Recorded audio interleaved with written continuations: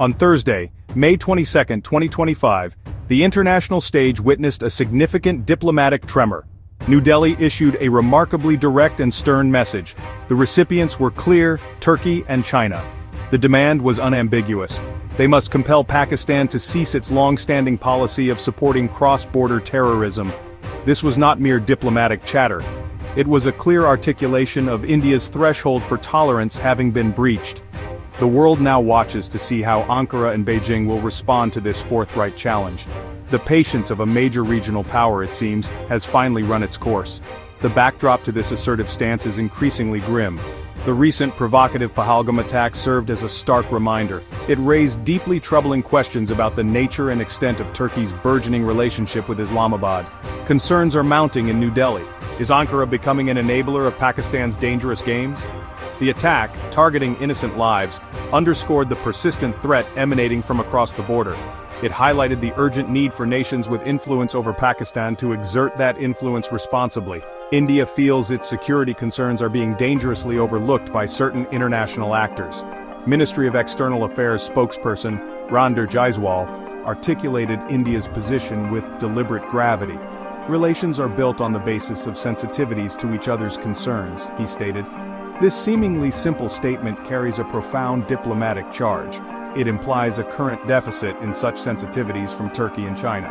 It suggests that their actions, or inactions, concerning Pakistan, are actively undermining the foundations of mutual respect and trust. The message is a call for a fundamental reassessment of their approach towards a nation consistently accused of exporting terror. This is the language of a power that feels its core interests are under direct threat. The core of India's demand is for tangible change. It is an expectation, not merely a request, that both Turkey and China apply significant pressure on Pakistan. The objective is clear. Pakistan must dismantle its extensive machinery of cross-border terrorism. For decades, this machinery has sown instability and violence in the region. India is signaling that the era of turning a blind eye or offering tacit support to such activities is definitively over. The diplomatic gloves are off.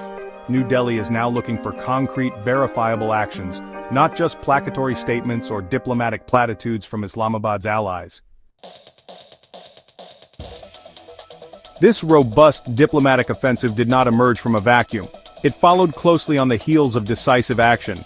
National Security Advisor Ajit Doval engaged directly with Chinese Foreign Minister Wang Yi on the 10th of May. His communication was reportedly stark and unequivocal. India, Doval conveyed, maintains an absolutely resolute stance against the scourge of cross-border terrorism that originates from Pakistani soil. This high-level engagement underscored the seriousness with which India views the threat. It was a clear signal to Beijing that its relationship with Pakistan could not remain insulated from the consequences of Pakistan's behavior. The timing of NSA Doval's crucial conversation with his Chinese counterpart was no coincidence. It occurred mere days after India had concluded Operation Sindoor. This operation itself was a significant statement of intent. The spokesperson for the Ministry of External Affairs, Randir Jaiswal, carefully noted that the Chinese side is acutely aware that mutual trust, mutual respect and mutual sensitivity remain the basis of India-China relations. The implication was clear continued Chinese indifference or indeed support for Pakistan's destabilizing actions would inevitably corrode these foundational elements of their bilateral ties. This was a reminder of the reciprocal nature of international diplomacy. Operation Sindoor, conducted between the 7th and 10th of May 2025, was a carefully calibrated military action. Its primary objective was to target and neutralize critical terror infrastructure. This infrastructure, located within Pakistan and also in Pakistan-occupied Kashmir, has long served as a launchpad for attacks against India. The operation was designed to send an unmistakable message. India possesses both the will and the capability to act decisively against threats to its national security. It demonstrated a proactive approach to counter-terrorism, moving beyond mere defensive postures to actively degrading the enemy's capacity to inflict harm. Predictably, Pakistan reacted to Operation Sindoor with attempts at escalation. Reports indicate that Islamabad deployed Turkish-supplied drones and Chinese-made missiles. This was a desperate bid to challenge India's actions and perhaps to internationalize the situation. However, this response inadvertently played into India's narrative. It showcased precisely the kind of irresponsible military posturing and reliance on external support that India has been highlighting. The use of such weaponry, sourced from nations India was now publicly admonishing, only served to reinforce the validity of New Delhi's grave concerns about these partnerships. Pakistan's attempts to retaliate militarily following Operation Sindoor met with a formidable and technologically advanced Indian defense. The much-vaunted Turkish drones and sophisticated Chinese missiles proved largely ineffective. India successfully intercepted and neutralized these aerial threats mid-flight. This defensive success was not merely a tactical victory, it was a strategic statement. It demonstrated a significant capability gap, nullifying Pakistan's perceived strategic advantage derived from its imported arsenal. The skies over the region, it became clear, were robustly defended by Indian assets, a sobering reality for any potential aggressor. Further details reveal the extent of India's defensive prowess. A significant number of Turkish drones supplied to Pakistan were reportedly downed. Interestingly, these were not the same high-quality systems provided to Ukraine. Instead, lower-cost yet highly effective Indian-made drones were instrumental in countering this threat. This highlights India's growing indigenous defense capabilities and its ability to innovate cost-effective solutions to complex security challenges. The narrative of reliance on foreign military hardware is clearly being rewritten by India's own technological advancements. It was a stark lesson in asymmetric warfare for Pakistan and its suppliers. India also deployed advanced Israeli Harop loitering munitions with devastating effect during this period.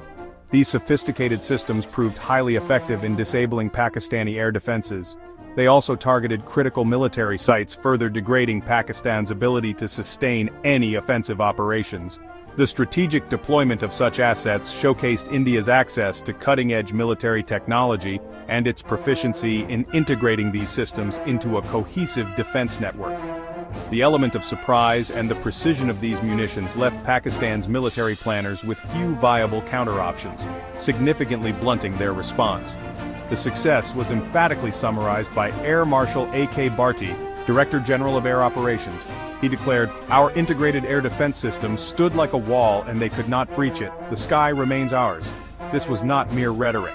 Top military officials presented compelling evidence of Pakistan's failed attempts, including remnants of Chinese PL-15 long-range air-to-air missiles and the Turkish-made Baykar Yiha and Songar drones.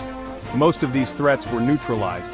Lt. Gen. Rajiv Ghai, another senior commander, unequivocally confirmed, "Whenever Pakistan Air Force attacked us, it failed in front of our AD grid." Ankara's reaction to the effective neutralization of its supplied hardware and India's successful operation was telling. In what was widely interpreted as a diplomatic slight, Turkey dispatched only a junior representative to India's post-operation briefing. This move was seen by many observers in New Delhi as a clear indication of Ankara's frustration.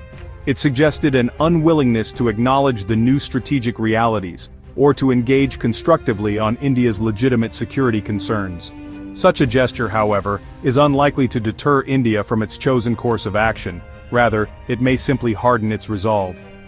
New Delhi's expectations from Turkey in particular have been laid out with crystal clarity. MEA spokesperson Randhir Jaiswal explicitly stated what India requires. "We expect Turkey to strongly urge Pakistan to end its support to cross-border terrorism," he affirmed. Crucially, he added the need for Pakistan to take credible and verifiable actions against the terror ecosystem it has harbored for decades. This is a demand for a fundamental policy shift from Islamabad, facilitated by Ankara's influence. The emphasis on credible and verifiable action signifies that mere assurances will no longer suffice. India seeks demonstrable change on the ground. The broader implications of India's assertive posture are significant for regional and international relations. New Delhi is effectively drawing a thick red line. The message is that the era of overlooking, or worse, enabling state support for terrorism as a tool of foreign policy is unequivocally over. Nations that choose to align themselves with states like Pakistan, which have a documented history of fostering terror, will face increasing diplomatic and potentially economic pressure from India. This stance is not just about India's security, it is about upholding international norms against terrorism.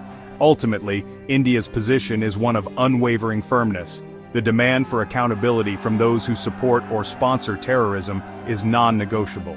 There is an expectation for a fundamental shift in approach from nations that have, wittingly or unwittingly, enabled hostile activities against India. The success of Operation Sindoor and the subsequent diplomatic assertions underscore a newfound confidence in New Delhi.